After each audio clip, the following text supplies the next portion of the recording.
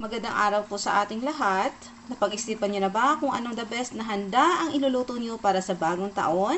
Kung hindi pa, ay narito ang simpleng recipe at paraan ng pagluluto ng fresh ham. At narito ang ating mga sangkap.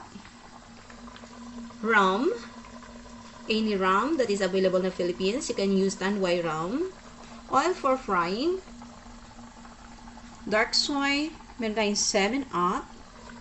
Salt.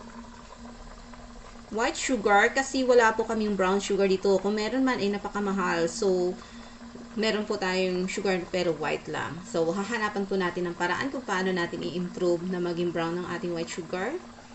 Meron tayong pineapple slice. Meron tayong sabaw or juice ng pineapple slice.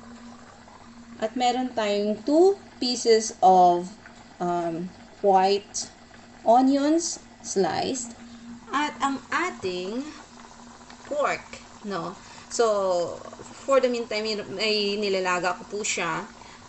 Half cook lamang yung pagkakaluto natin na may asin na tubig. So, yan na lang yung natira dun sa tubig. Almost half na yung nawala. At ngayon po ay pauubusin lamang natin yung tubig. O kung hindi, kung tama na yung sapat na yung luto ng ating baboy, ay hahanguin na natin siya para iprito. So, yan po, ipiprito muna natin yung ating pork. At yan po na maganda yung pagkakalaga ng ating pork. No? Yung natuyuan na siya ng sabaw. Kasi yung tubig niya, nilagyan ko siya ng 1 tablespoon of salt. Tapos, ayun muna yung unang process natin, nilaga natin yung pork natin. So, ngayon naman ay ipiprito muna natin yung ating pork hanggang sa mamula. Both sides po yan. So, babalik ta rin natin mamaya. Lalakasan natin yung apoy. At takpan muna natin para hindi siya tumalsik, no, yung sabaw. So, ayan na po ang ating fried pork. No? Baligtarin po muna natin. Hanap tayo ng medyo safe na pang-ipit. Ayan. Kasi malaki po to. At least yung pork na ito is weighing 1.5 kilograms of pork. So, ayan. Yan na po.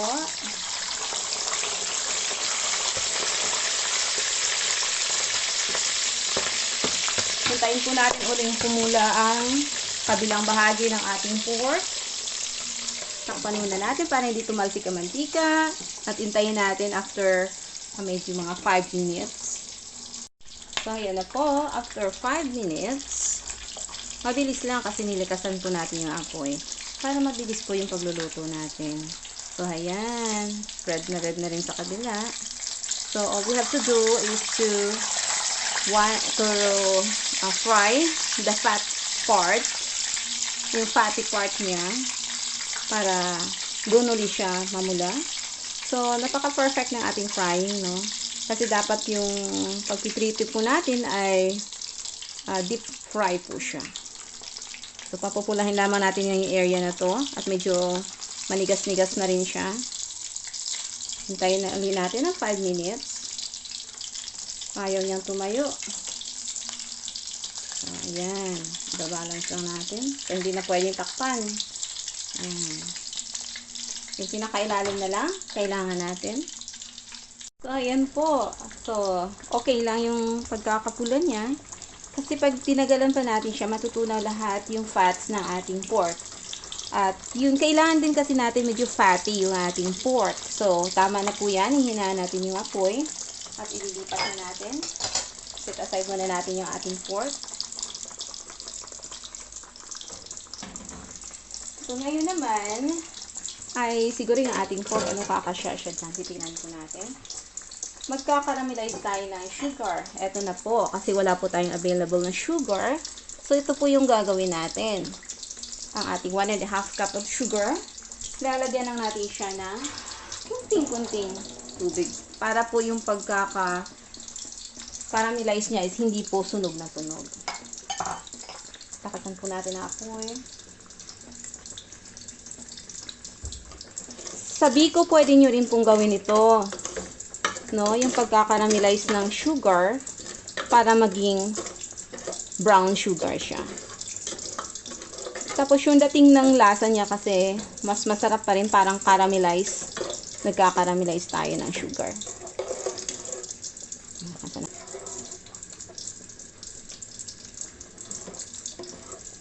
Pag yan po ay nagkaramelize, magiging brown, ihuhulog na po natin yung ating ibang sangkap.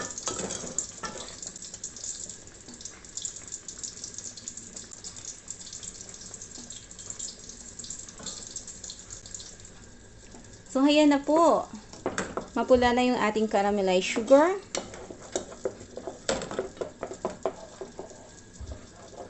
Kunting-kunti pa. Medyo pa pula-pulahin pa natin ng kunti. Ayan.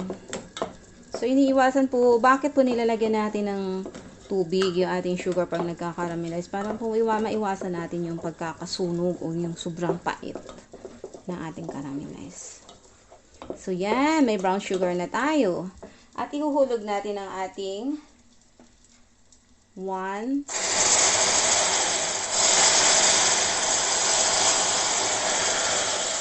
yan po yung ating 7-Up. 1 cup of 7-Up. So, tingnan nyo po, hindi po buo-buo yung ating sugar. Tama lang. So, dadagdagan pa natin na ating 7-Up. 1 more cup.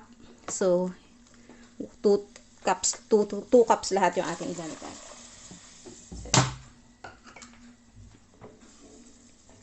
Pakukuluin lamang natin to. Lakasan ng apoy.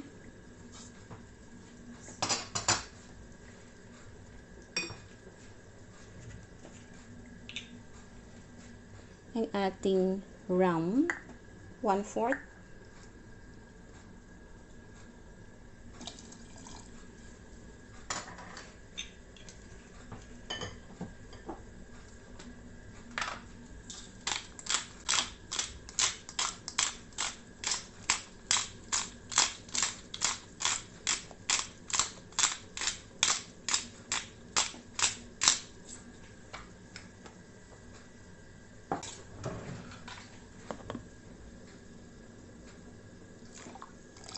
One tablespoon of dark soy.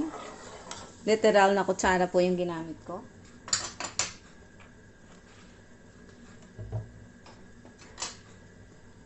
One tablespoon of salt.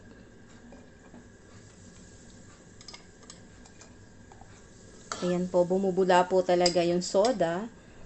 Kasi yung 7-Up natin is considered as soda. No? So, bumubula po siya pag nalalagyan ng asin.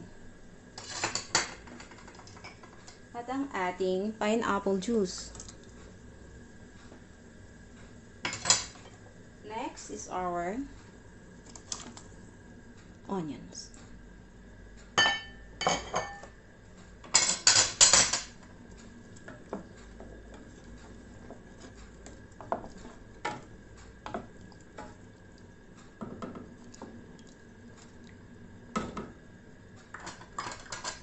Minsan po, tikman nyo din yung lasa. Mamaya po, tingnan nyo po kung kailangan nyo dagdagan ng sugar o kailangan nyo dagdagan ng salt.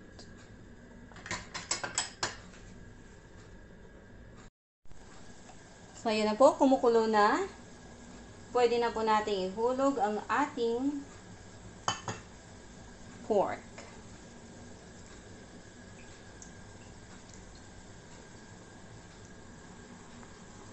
At ilalaga po natin yan na medyo matagal-tagal, at least 2 hours. Medium fire to the lowest lang. Yan. Pinakamahina pong apoy. Or hindi naman, yung talagang, hindi yung hinang-hina, yung talagang tama lang ang ating apoy. So, tatakpan natin yan. And we will check from time to time. No? Kasi yung sabaw na yan, pauubusin po natin yan. So, hindi po pwedeng magdagdag tayo ng asin ngayon or sugar kasi kailangan muna nating ubusin yung kanyang tubig na pinapakuluan natin na yan na i-absorb kasi yan ng meat at doon natin malalasahan. Pagka kunting-kunti na lang yung tubig niya, doon natin malalaman yung sarap na ma-appreciate natin yung sarap ng fresh ham natin. So, let's check. From time to time. Takpan muna natin. So, after 1 hour and 15 minutes, yan na po yung ating fresh ham.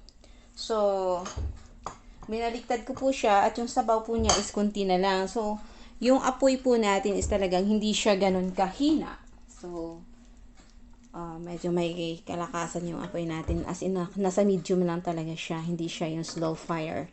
So, yan po yung juice niya na natitira. At yan pong juice na yan, yung gagamitin natin na toppings, no? Para pag sinerve po natin siya, hindi po siya dry.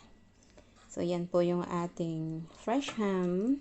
Palalamigin naman po natin yan at isi-serve na natin with pineapple slice. So, tingnan po natin yung lasa. So, wala na po akong dinagdag na asin, wala na po akong idinagdag na asukal. Just kung ano po yung inihulog natin kanina is yun na yun. Oh, napakasarap. So, agaw po yung lasa niya na agaw po ang tamis at ang alat. At yung lasa po ng ram na umaagaw dun sa place ng ating sabaw. So, guys, tingnan nyo po at i-apply nyo po. Gawin nyo ang reseping ito. At salamat sa panunood. Yan po. Our fresh ham, our New Year's fresh ham. Thanks for watching and hope that you like our video for today. And keep on watching for my videos and subscribe to my channel, Wingguys Vlog, and Ate Weng will be happy to say thank you to you guys for supporting my channel. Bye bye until next video.